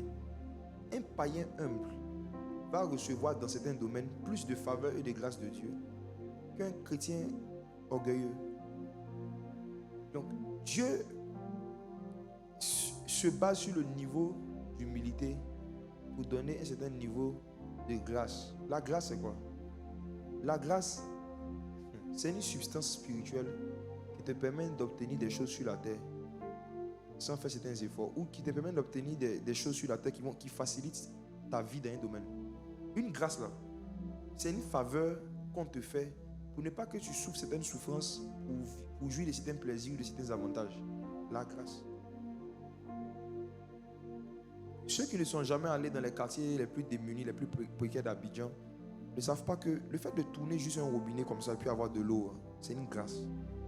Il y a des quartiers ici même à Abidjan où, quand les gens veulent boire de l'eau, ils n'ont pas d'eau potable, ils doivent aller à un puits. Donc tu dois prendre un seau, tu marches, tu vas au puits, tu lances le seau dans le puits, tu tires, tu remontes juste pour avoir de l'eau pour pouvoir se laver. Donc toi qui appuies juste sur un bouton et de l'eau sort, tu ne te rends pas comme ça, c'est une grâce.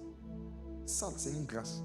Donc la grâce là, c'est une opportunité que Dieu te donne de pouvoir avoir accès à quelque chose sur la terre sans faire certains efforts. La grâce. Quand quelqu'un a la grâce prophétique, il ne transpire pas pour prophétiser, il ne force pas pour prophétiser. La grâce. Quand quelqu'un a la grâce par rapport au chant, il n'a pas besoin de se concentrer pour chanter.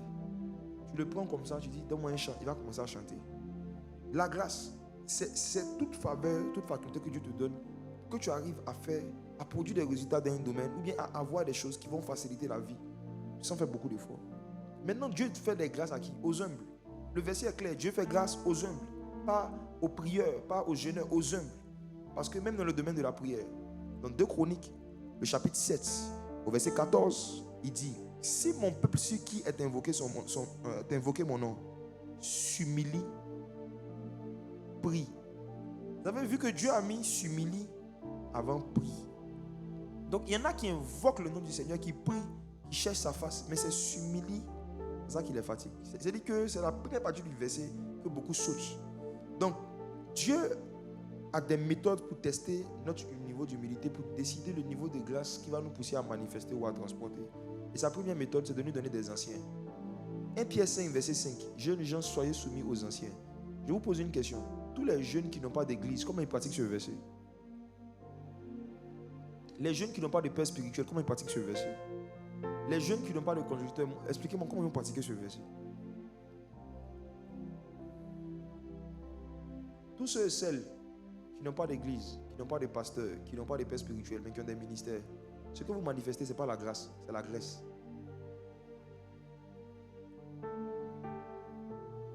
Je rembobine. Ceux qui n'ont pas de conducteur, qui n'ont pas d'anciens, qui n'ont pas de pasteur, qui n'ont pas de père spirituel, je parle des jeunes gens dont on parle. Là maintenant, on parle par rapport à l'âge. Qui n'ont pas d'anciens, ni de pasteur, ni de conducteur. Tout ce qu'ils font, hein, c'est la graisse. La graisse ressemble à la grâce. Même en termes de prononciation, mais aussi en termes de manifestation. La graisse ressemble à la grâce. La graisse, c'est ce qui fait gonfler. Ceux qui ont la graisse ont beaucoup de followers. Attendez, je vais vous dire quelque chose. Quand la graisse vient d'un corps, la graisse augmente la taille du corps en termes de forme, augmente la forme. Ça n'apporte pas la croissance. Il y a des ministères qui grandissent, il y a des ministères qui grossissent. La graisse là, ce sont des gens qui suivent certains jeunes, mais qui ne grandissent pas spirituellement. Ce sont des gens qui sont connectés à tous les likes de certains jeunes, mais qui ne grandissent pas spirituellement, qui ne changent pas de comportement à la maison. Ils sont là même ce soir, certains sont là. Dans les plus de 4400 personnes connectées, il y a des membres du corps de Christ, mais il y a aussi la graisse. C'est-à-dire qu'il y a un groupe de personnes qui sont venus s'ajouter dans le corps pour gonfler le nombre. Mais ils ne vont pas, ils sont pas venus, ils ne vont pas pratiquer ce qu'on dit. Donc ils ne vont pas grandir spirituellement. Tu vois, et quand tu n'as pas la grâce, tu auras beaucoup de graisse. Je veux dire, des gens qui vont te suivre, mais qui ne vont pas grandir. Des gens qui vont t'acclamer, des gens qui vont cliquer like, mais qui ne vont pas changer. Voici pourquoi j'encourage tous les jeunes qui ont des ministères de prédication et d'évangélisation. Chaque fin d'année, en décembre comme ça, faites le bilan. Vous avez baptisé combien de païens? Vos lourds programmes, soirée prophétique, la nuit du l'aigle, la journée du corbeau, le dimanche du cerf-volant, vos programmes prophétiques, votre live TikTok, ceux qui font les live TikTok à longueur de journée, là, vous faites des live TikTok en pleine semaine pendant les heures de travail. Ceux qui font live TikTok mardi à 10h, là, quand vous finissez, là, j'ai dit, je vous pose une question. Faites le bilan. Après 12 mois de live prophétique, de service prophétique, d'évangélisation prophétique, d'offrande prophétique, il y a combien d'âmes, combien de pécheurs que vous avez emmenés à la repentance et qui ont prouvé leur décision par le baptême? Le Seigneur Jésus a dit, il y a de la joie dans le ciel lorsque un pécheur se convertit. Donc écoutez-moi, beaucoup de jeunes, il y a de la joie dans leur cœur lorsqu'ils ont de nouveaux abonnés. Ce qui met la joie dans leur cœur, c'est le fait que beaucoup de gens les suivent. Mais ce qui met la joie dans le ciel, c'est les conversions des âmes.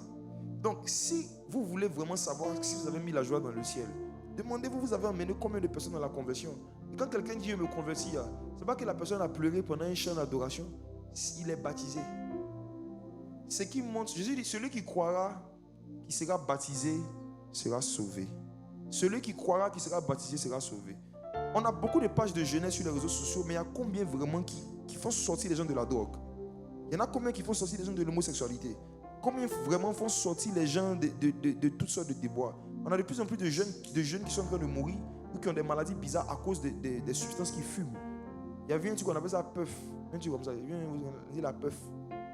Satan est en train de créer chaque semaine, chaque mois, des nouveaux produits chimiques, des nouveaux produits toxiques pour que les jeunes qui sont en manque d'affection et de sensations puissent prendre et puis partir en enfer. Maintenant, il y a un autre groupe de jeunes qui prennent seulement plaisir au fait que j'ai fait un live, il y avait beaucoup de gens qui sont connectés, gloire à Dieu. J'ai fait un live, les gens ont pleuré. J'ai fait un concert d'adoration. C'était fort, hein? C'était fort. Qu'est-ce que c'était fort? Les gens sont tombés. Immaturité gospel. Il y a de la joie dans le ciel lorsque une âme, un péché se répand. Lorsque un païen se convertit. Faites le bilan, vous allez voir que beaucoup de choses que vous avez fait, c'est la graisse. C'était gros, c'était joli. On filme la foule. La salle était pleine. 200 personnes. Dieu s'est puissamment manifesté. Dans les 200, il y a combien de païens dedans? Parmi ceux qui étaient païens, il y en a combien qui se sont convertis? L'amour de la foule, c'est l'amour de la graisse. L'amour de la foule, le fait de voir juste les gens remplir une salle, franchement, c'est des choses de plus en plus, moi, franchement, ça ne me touche pas, ça ne me pas, ça ne me dit rien qu'une salle soit remplie ou pas. Est-ce que le cœur des gens sont remplis du Saint-Esprit après le programme? Est-ce que ceux qui étaient inconvertis qui sont là, ce que j'ai dit là, ça peut les pousser en fait à prendre vraiment la décision de pouvoir changer de vie et de se convertir à Christ? Si ce n'est pas le cas, ça ne m'intéresse pas. Il y a une histoire que j'utilisais quand je partais évangéliser dans les villages, que j'appelais l'histoire de la femme araignée. Ça fait partie de mes outils d'évangélisation. Quand je dois expliquer l'évangile à des gens qui ne savent pas beaucoup lire, qui n'ont pas le temps de lire la Bible. Et dans les villages, j'utilisais ça beaucoup. Un jour, à l'église, j'ai été poussé à raconter cette histoire comme ça encore, à la fin d'un culte pour l'ancien appel à la conversion. Récemment, j'ai vu que quelqu'un a pris cette histoire et la personne en a fait une forme de BD animé en quelques jours. La vidéo a fait sur sa page, près d'1 million de vues là-bas sur TikTok. Et depuis 3 jours, on reçoit des messages, des appels, des gens qui disent je veux Jésus, je veux me convertir, je veux me convertir, je veux me convertir. Quelque chose que j'ai prêché il y a combien de temps, il y a combien d'années. Ça on appelle la grâce. Ça veut dire que sans effort, on est assis chez nous. Les gens se convertissent d'eux-mêmes, juste par un audio de 7 minutes, de 6 minutes. Juste par un petit audio. C'est ça qu'on appelle la grâce. Donc mes frères, si vous voulez que votre grâce augmente en 2026, soyez soumis aux anciens. Je vous dis la vérité, soyez soumis aux anciens. J'ai beaucoup de défauts. J'ai fait beaucoup de bêtises. Mais s'il y a quelque chose dans lequel mon nom n'a jamais été cité et ne peut pas être cité, c'est l'insoumission. Les pères, les anciens dans le corps de Christ. Il n'y a pas quelqu'un qui a un témoignage de moi d'insoumission, c'est pas possible. Même dans le milieu professionnel. La soumission est la vertu que j'ai le plus recherché à pratiquer et à conserver. Et je vous donne le même conseil. En 2026, Dieu va accorder une grâce excellente et Dieu va multiplier les grâces des jeunes qui vont redoubler d'ardeur en termes de soumission aux anciens. Les anciens, ça commence d'abord par, comme j'ai dit, les pasteurs, les conducteurs de la communauté où tu es. Tu es membre d'une communauté, tu as des activités, des programmes spirituels que tu fais en dehors de la communauté, tu n'as pas informé tes responsables, tu es insoumis. C'est de l'insoumission. Tu es membre d'une communauté, tes mains comme ça à la traversée de ton église. Tu comptes laisser ton pasteur seul pour aller prier dans une autre église. Tout ça là, c'est des choses qui vont vous faire perdre des grâces. Souvent, vous voyez, je vais être franc avec vous. Si je cherchais la grâce, si je cherchais la foule, je n'allais pas vous dire cette vérité. J'allais vous dire, demain, venez massivement. Si vous sentez que l'esprit vous pousse à fuir vos églises, fuyez. Venez à la MSA.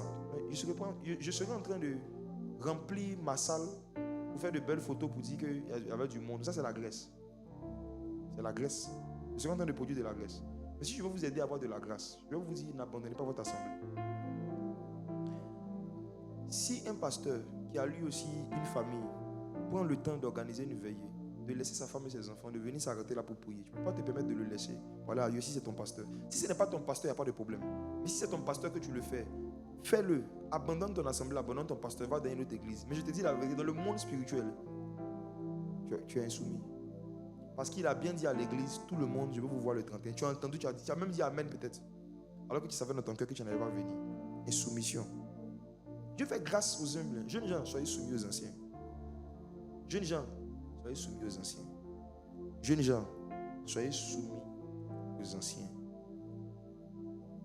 J'ai déjà donné un enseignement complet sur la soumission. S'il y a quelqu'un qui veut en savoir plus, savoir avec plus de détails, ce que c'est, comment ça se manifeste. Partez sur YouTube. Tapez mon nom, vous tapez quoi, soumission, vous allez voir. À ICC, en août dernier, j'ai donné un message complet là-dessus. Vous pouvez retrouver ça. Je ne sais plus c'était quoi le titre. Je ne sais pas si c'était les vertus de ceux que Dieu utilise, quelque chose comme ça. En tout cas, sur les vertus. Vous tapez Jacques Amessan, les vertus, ça a sorti. J'ai prêché ce message à ICC, chez l'apôtre Yves Castano. Un père que j'aime beaucoup, m'a beaucoup encouragé en 2025. J'ai prêché sur ça et j'ai insisté là-dessus. Je ne peux pas vous dire autre chose. En fait, non. Si quelqu'un me demande, selon moi, la multiplicité des grâces que par la grâce de Dieu, on a au niveau de la MS, c'est le fruit de quoi? Moi, je dis la soumission. Moi, je crois que c'est le fruit de ma soumission. Je dis que dans tout ce que j'ai fait là, c'est la soumission que je vois. L'explication que je regarde, je sais ce que la soumission peut produire. Je termine avec ce point. Le 24 janvier 2026, j'organiserai un camp sur les dons de guérison au Palais de la Culture Salle à Noumambo. Pour ceux qui n'avaient pas encore vu l'invitation ou l'info, je vous lance l'information. Palais de la Culture Salle à Noumambo, le 24 janvier, il y aura un camp. C'est gratuit, c'est ouvert. Ça sera aussi un moment de louange, d'adoration. Tout à l'heure, après, pas maintenant, je vais demander à la régie après de balancer la fiche. Vous allez voir les différents intervenants. C'est moi qui vais enseigner, mais j'ai invité certains frères et sœurs des chantres qui vont conduire le temps de louange et d'adoration. Je vais vous expliquer pourquoi est-ce que beaucoup de maladies ne se soumettent pas à vous quand vous priez pour les malades. Il y a un lien profond. En fait, le nombre de maladies qui vont se soumettre à toi dépend du nombre d'anciens à qui tu t'es soumis. Je vais vous expliquer ça. Les maladies là, c'est des esprits d'insoumission. Les maladies, c'est des personnes insoumises. Donc, les maladies sont insoumises. Donc, une insoumise ne peut pas se soumettre à un insoumis. La facilité avec laquelle les démons vous seront soumis, la facilité avec laquelle certaines maladies dites incurables vous seront soumises, surtout les maladies incurables, c'est les maladies insoumises. C'est des maladies qui ne se soumettent pas à la science. C'est des maladies qui ne se soumettent pas et qui n'obéissent pas en fait au principe des médicaments. Donc, il y a un niveau de soumission que quelqu'un doit accumuler avant d'avoir une certaine autorité sur des maladies insoumises.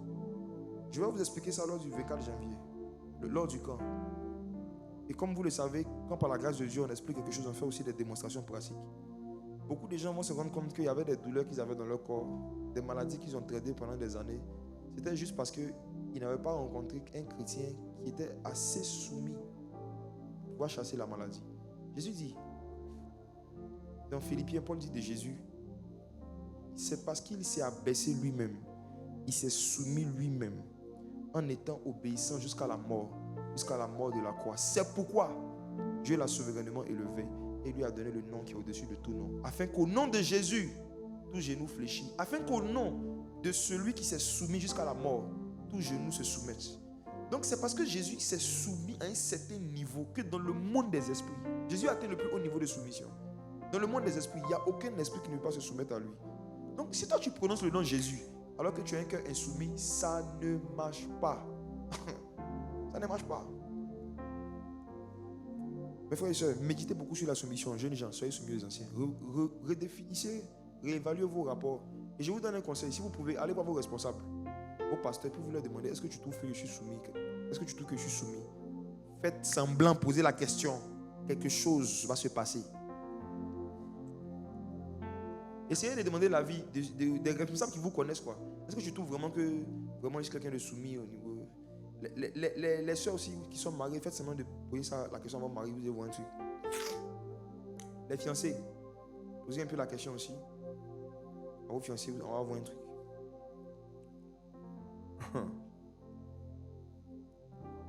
On va prier. Après encore, je vais dire 2 ou 3 choses, on va se laisser. J'aimerais qu'on prie par rapport à tout ce qu'on a entendu. On a entendu beaucoup de choses, n'est-ce pas?